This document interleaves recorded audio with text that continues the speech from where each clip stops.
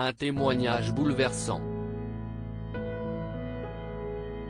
Ce mercredi 10 mars, Anne-Elisabeth Lemoine est revenue sur l'histoire d'Alisha, une collégienne de 14 ans retrouvée morte dans la Seine à Argenteuil, dans le Val d'Oise.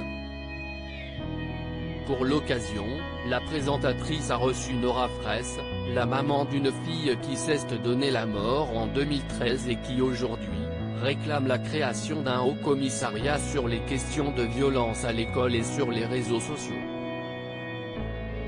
Sur le plateau à ses côtés, Jonathan Destin, un jeune homme victime de harcèlement scolaire et qui a tenté de mettre fin à ses jours. Tous deux font de la prévention dans les écoles. J'ai vécu le harcèlement pendant 6 ans, de mes 10 ans jusqu'à mes 16 ans, dit-il d'abord avant d'affirmer « J'ai été jusqu'à vouloir me donner la mort. Je me suis immolé par le feu ».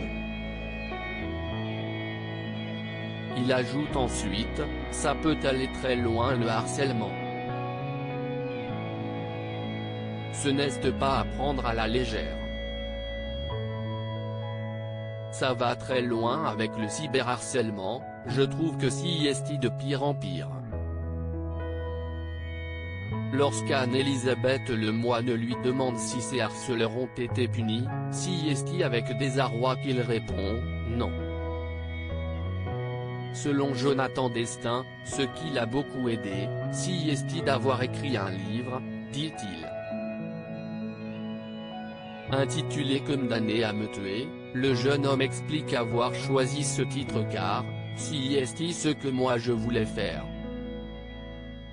Aujourd'hui, il est bien décidé à ce que son enfer ne soit pas vécu par d'autres et indique « Je m'en sors en intervenant dans les écoles », avoue-t-il avant d'ajouter « Ça m'aide beaucoup à surmonter mes peurs, mes angoisses ».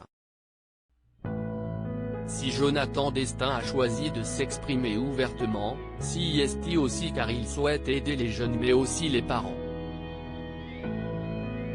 Mon but c'est d'aider un maximum de public, confie-t-il avant d'ajouter, encore hier, j'étais dans le Nord-Pas-de-Calais dans un lycée professionnel. J'y vais pour en parler, c'est ma priorité.